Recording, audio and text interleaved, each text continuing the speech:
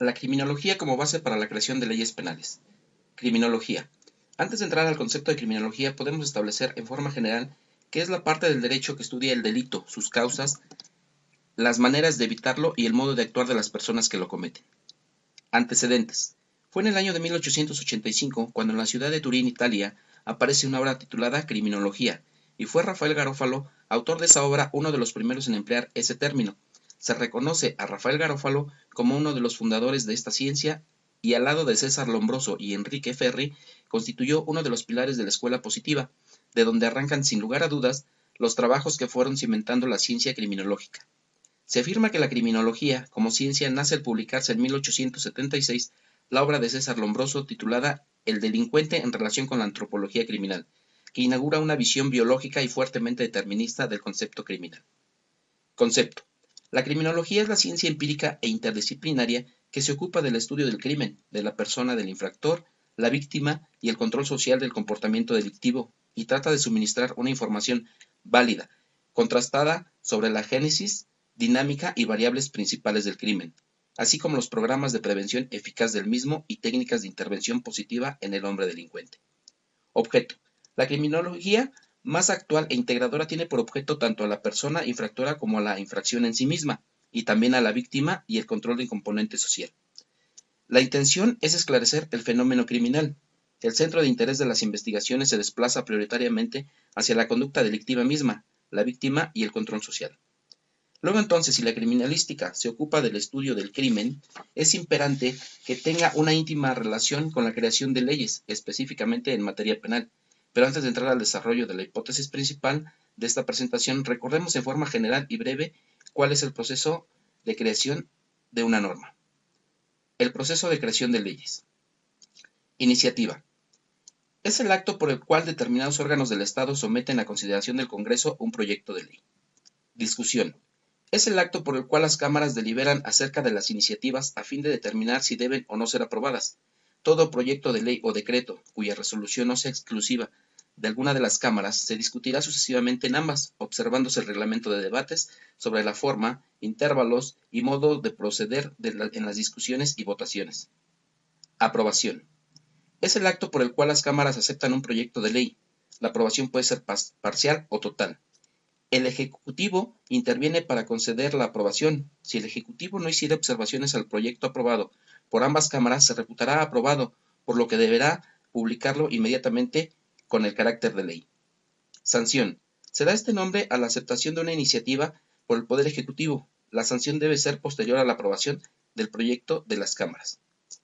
Publicación. Es el acto por el cual la ley aprobada y sancionada se da a conocer a quienes deben cumplirla.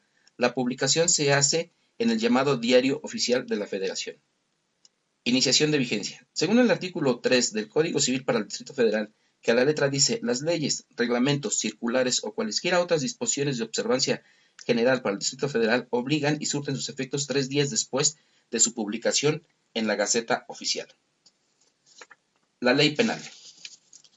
Luego que se ha establecido el proceso de creación de las leyes que rigen a nuestro sistema jurídico nacional, para efectos de la criminología nos interesa lo que corresponde a la ley penal, entendiéndose como todos aquellos códigos de todas y cada una de las entidades federativas, así como el Código Penal Federal y leyes especiales que regulan todo lo relacionado con las conductas delictivas, siendo precisamente que la criminología se ocupa del delito que vamos a establecer que es la ley penal, considerando a esta como según Cuello Calón, nos dice que es el conjunto de leyes que determinan los delitos y las penas que el poder social impone al delincuente. Objeto.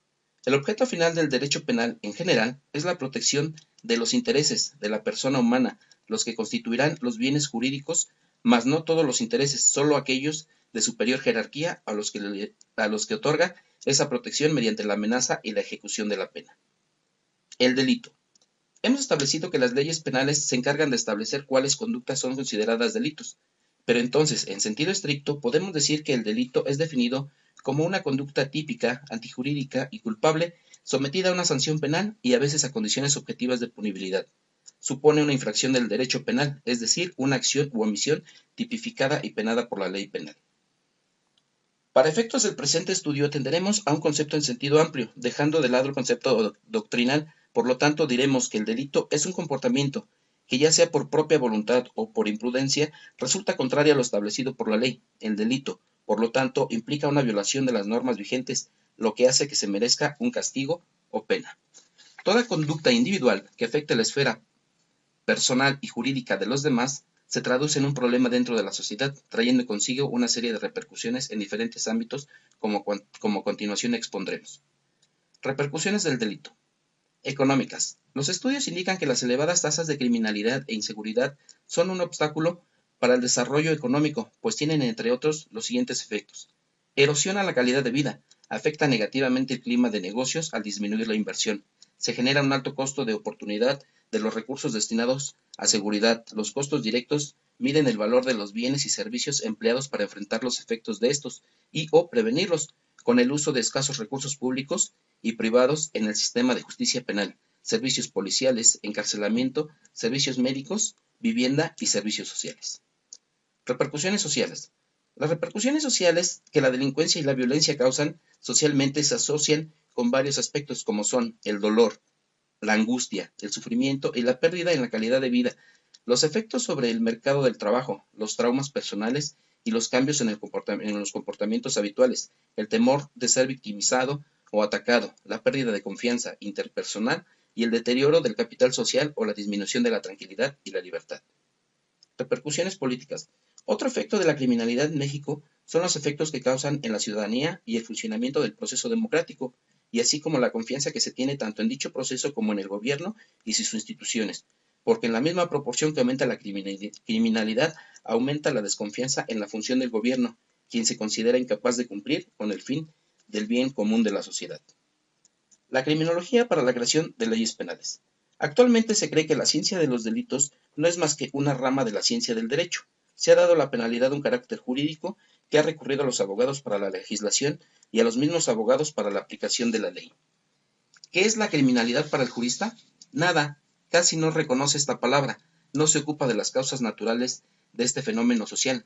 El criminal no es para el jurista un hombre psíquicamente normal, es un hombre como otro cualquiera, que ha ejecutado una acción prohibida y punible, y es que el jurista no estudia el delito más que según su forma exterior, sin hacer ningún análisis de él, según la psicología experimental y sin averiguar su procedencia. ¿No podría el Estado ejercer influjo sobre la criminalidad, haciendo desaparecer ciertos hechos de orden social, ciertas instituciones, ciertas condiciones modificables de la vida social y que son reconocidas como las causas ocasionales más frecuentes de un gran número de delitos, porque si la imperfección moral del delincuente es siempre la condición necesaria del delito, las circunstancias exteriores son, con mucha frecuencia, las causas que determinan su manifestación. Parte de estas causas exteriores depende del medio físico que no le es posible al hombre modificar. Todo el mundo reconoce la impotencia del legislador con respecto a ciertas condiciones climatológicas, y por el contrario, basta que un hecho no sea del orden físico y sí del orden social para que se crea que el legislador puede suprimirle si quiere. Aquí es donde el legislador puede cumplir una noble misión. Modificando el medio en que vivimos, puede mejorar la condición de sus semejantes. Como ha quedado establecido, uno de los objetos de la criminología es el estudio del delito para su prevención, situación por la que es importante que los legisladores se apoyen en los resultados de esta disciplina para la creación de leyes efectivas que disminuyan las tasas de criminalidad.